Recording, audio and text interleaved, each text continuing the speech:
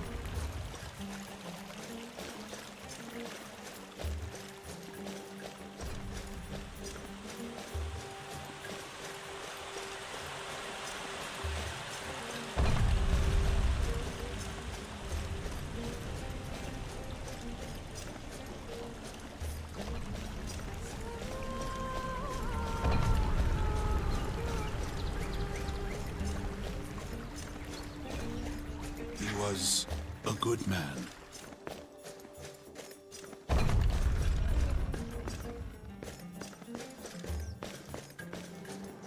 Unheard of. Attacking Jolkos? Those Ionians must be mad to risk the wrath of Zeus. They are barbarians who worship the old gods. They don't even acknowledge Zeus. Like I said, they're mad. But why come here? Seems such a remote place to attack. Plunder, perhaps. But then why kill? What do you think it means? Just a band of marauders. Ionian raiders trying to sack a small kingdom. And I've already sent word to have 2 prized bulls offered up.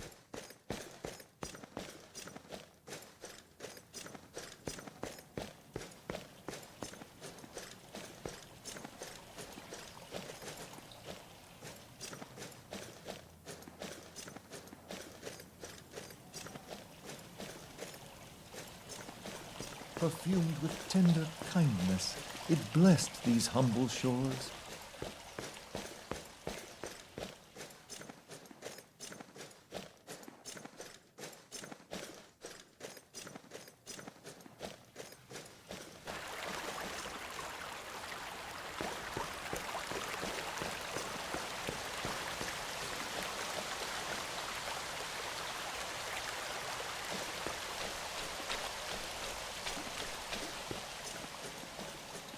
The gods must be propitiated.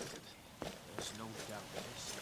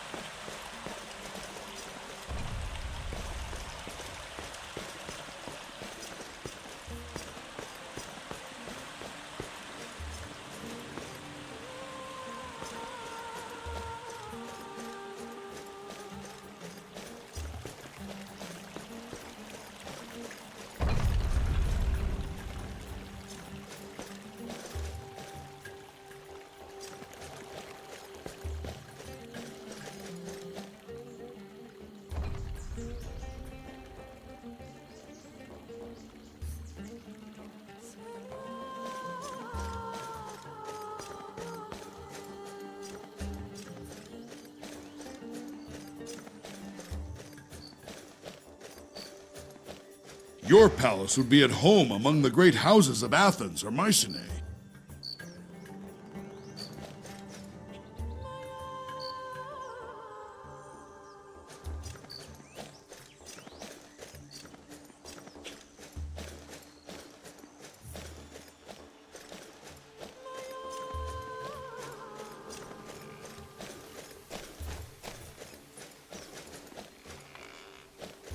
Sir, one of the villagers came by. Says this warrior in the village had a witch with him. We'll see about that.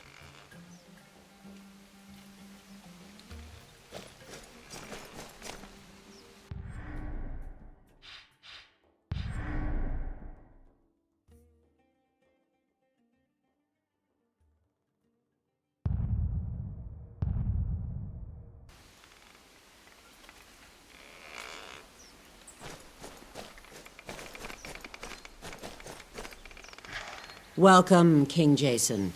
May the blessings of Apollo's light shine upon you.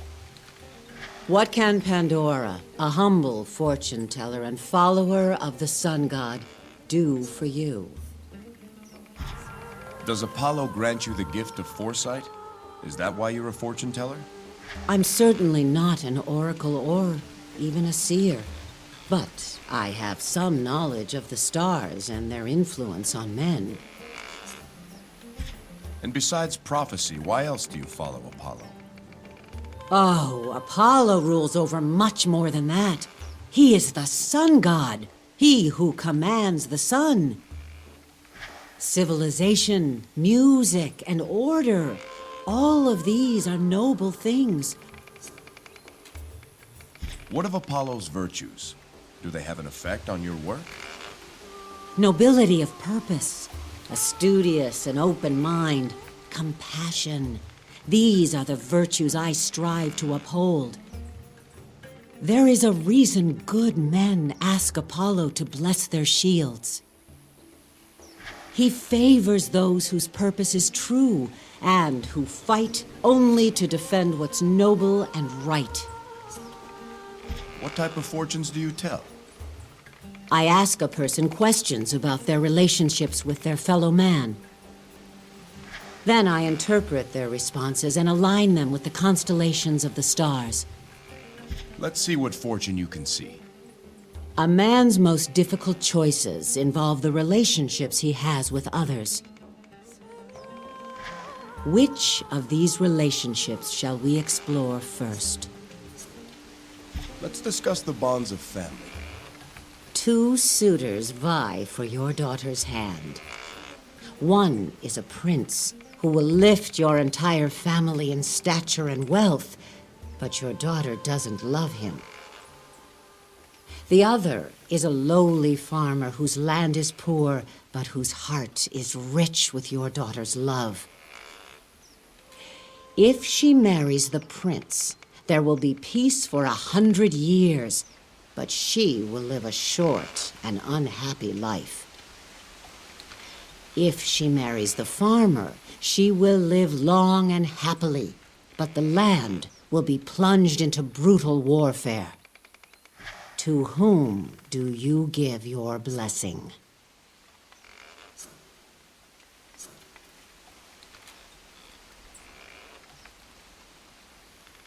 I would give my blessing to whomever my daughter chooses as her husband. I would trust in her judgment and support her happiness. In this matter, your answer aligns with the constellation Pygmalion, the sculptor. Of what shall we speak of next? Duty to king and country. Let us speak of that. You are a scout in a king's army. A neighboring kingdom threatens your border. A fragile treaty keeps the peace, and you have orders to honor it. On patrol, you spot a soldier from the opposing kingdom hurriedly racing back to his side of the border. From where he was on your side, you see a scratched pattern on the ground, a signal for an invading force. What do you do? I would observe the marks the enemy soldier had made to interpret their exact intent. Only then would I decide my next course of action. Your answer is guided by the constellation Pygmalion, the sculptor. Of what shall we speak of next? Let's speak of my fellow men. You are a shepherd. You suspect a neighbor who is neither kin nor friend of opening your gate and grazing his flocks on your land. This shepherd's pastures lie between yours and the great forest. The wolves have been emerging from the forest in force this year and have claimed many of his flock. The wolves have spared your sheep while they grow fat on his. What do you do? I would allow the other shepherd to graze his flock on my land, but insist that he give me a portion of his flock's produce in return. I feel the sway of the constellation Centaurus, the centaur, in your answer. Now we have only the matter of friendship to discuss. You are a poor guard, as is your closest friend. You learn that someone has stolen the devotional offerings from the local temple. You discover it was your friend who did this. His wife is very sick and requires medicine he cannot afford. He offers to split the money with you if you keep his secret. A large reward and a likely promotion await you if you arrest him. What do you do? I would let him keep all the money. He's my friend and he has need. The temple be damned. Here, I sense the stars of the constellation Lupus, the wolf, in your response. So, Pandora, what fortune do you read in my responses? In fulfilling your duties, you believe that reason and sound thinking must be the basis of all decisions. In this world, every man must heed his own interests. You believe in looking out for yourself, knowing that no one else will. The bonds of friendship run deep with you. For friends in need, there is nothing you wouldn't do. You would honor your family, and yet you would treat a stranger with equal respect and hospitality. Your dominant constellation is Pygmalion, the sculptor. Wherever your path leads, you will walk nobly, and you will learn from your journey. Your choices have shed much light on the man who stands before me. I hope you have found my humble fortune illuminating in some small way. I did. Thank you. I must be going, Pandora. Be well. Apollo bless you.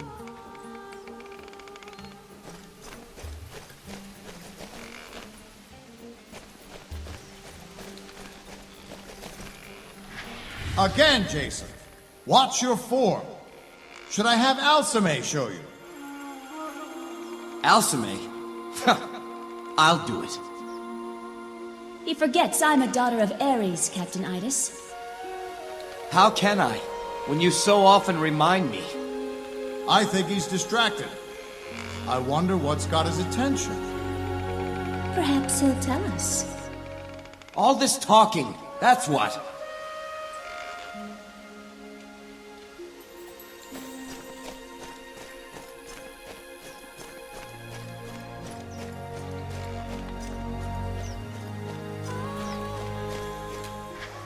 Here, Diaphanes, renowned architect, was shown by Apollo the temple and palace he was to build. As he gazed up at the cliffs, he was blinded by a beam of light. As he gazed up at the cliffs, he was blinded by a beam of light. Shielding his eyes, he saw the outline of ghostly buildings high above. Shielding his eyes, he saw the outline of ghostly buildings high above.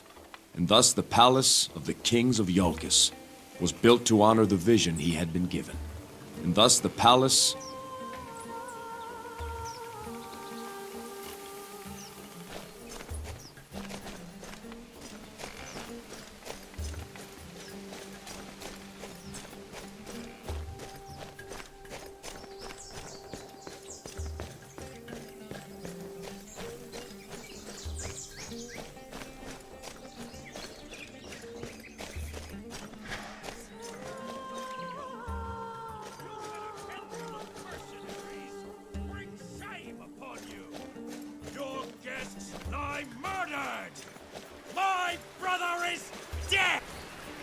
Look who finally decides to grace us with his presence!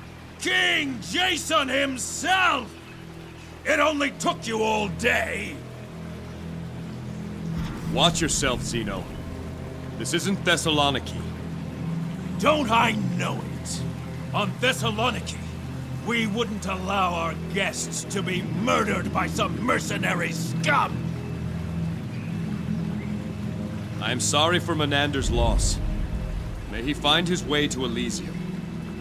Not good enough! No, not by a long way, King of Jolkos. There must be compensation, tribute! Your lands here are rich. Your herds are fat. Clearly you've grown soft with Zeus's favor shining down upon you. Things are much different on the rocky soil of Thessaloniki. A hard life makes men tough. But you Yulkans wouldn't know about that. Save your insults, Thessalonian. Why don't you just say what it is you want? I will bring my brother's body home. And with it, my ship will be full of Yulkan wheat and sheep. And then, each year, on the anniversary of Menander's death, you will send 10 girls on the cusp of womanhood to me. Never! No. This is what I demand in tribute to the memory of my murdered brother.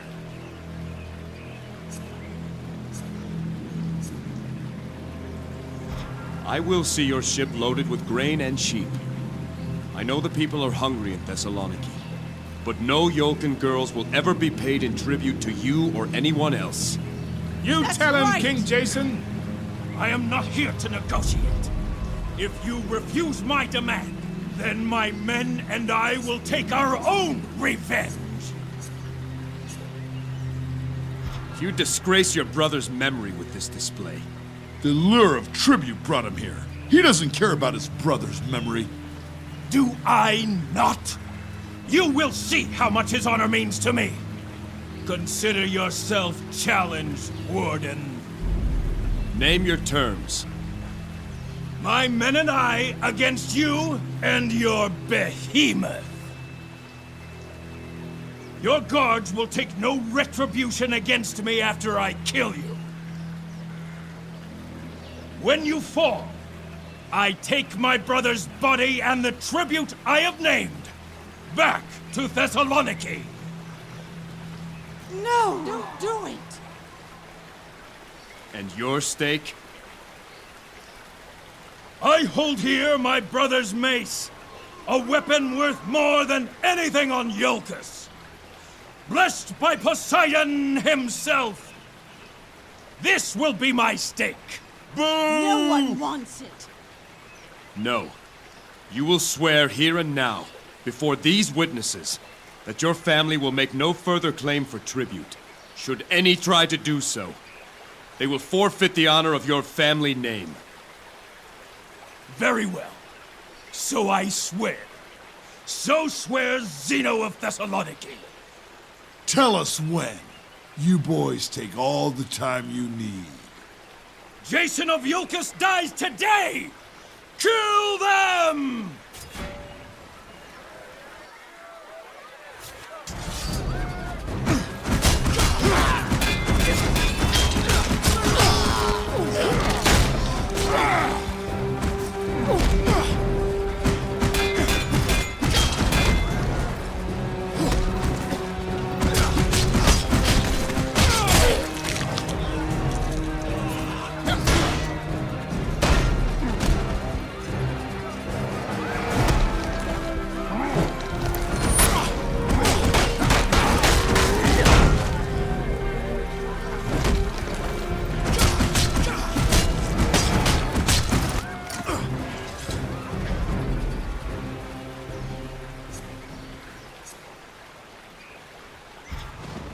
Take your brother home, Zeno.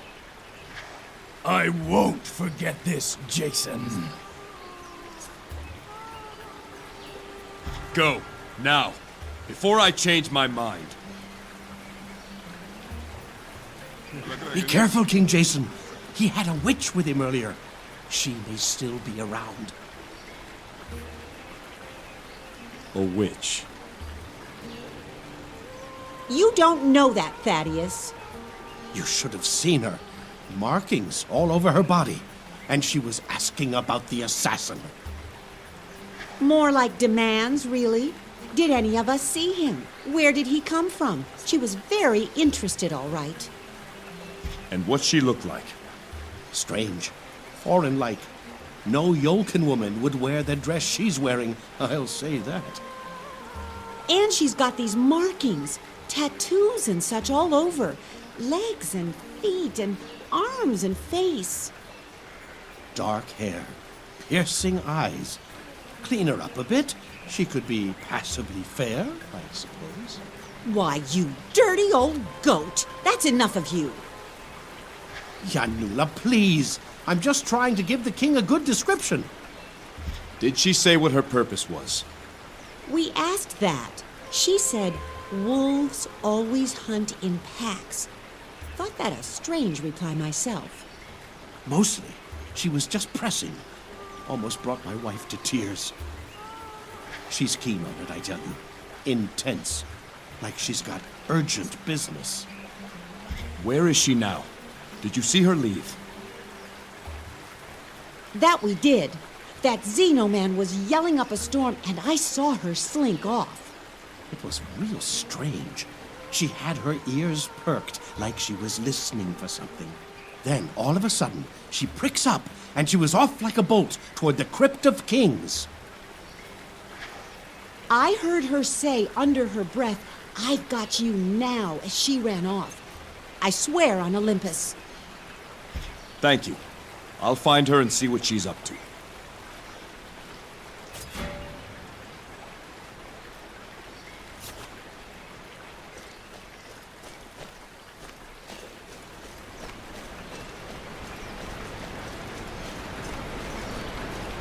Here landed King Trion's spear, humbling the Athenian Polyside. Drunk from the king's feast, the famed warrior boasted that no Yolkan man could match his throw. For the honor of his kingdom, King Trion took up his challenge. Great Athena lent Trion her skill, and he unleashed a throw so mighty that boastful Polyside was stricken mute with shame.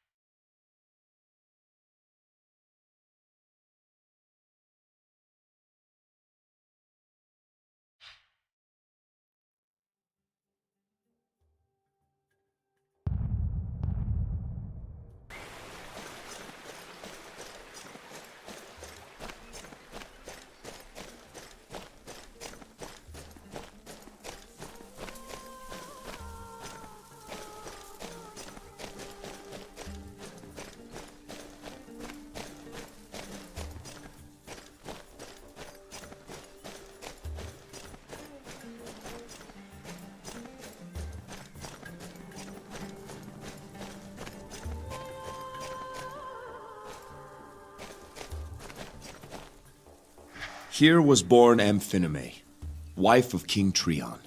Though a farmer's daughter, she was gifted by the gods with beauty and virtue. Though a farmer's daughter, she was gifted by... Such was her grace that Hera blessed her union with the king. And so she became queen of Jolkos. My mother. A fine queen indeed.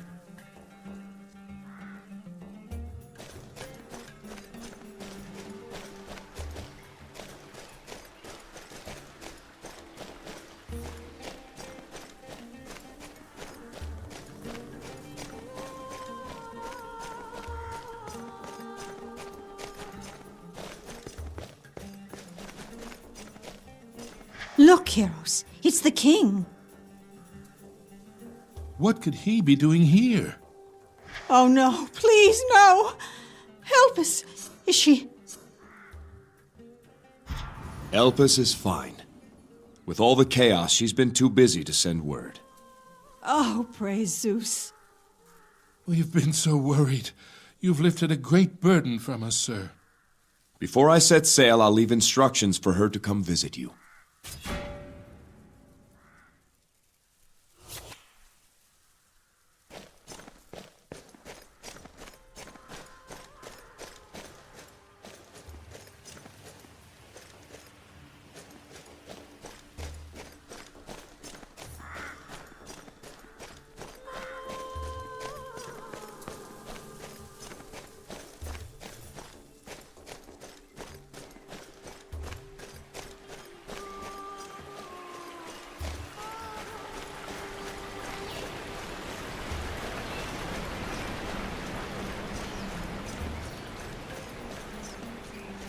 I was raised in a village like this, long time ago.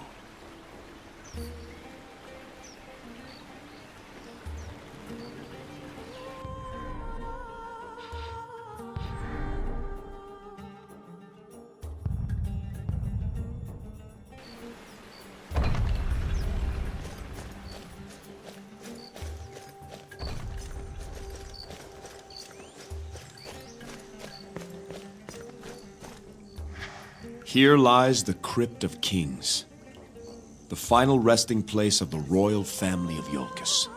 In this crypt are kings and queens, wardens and champions of Zeus. May their honor live forever.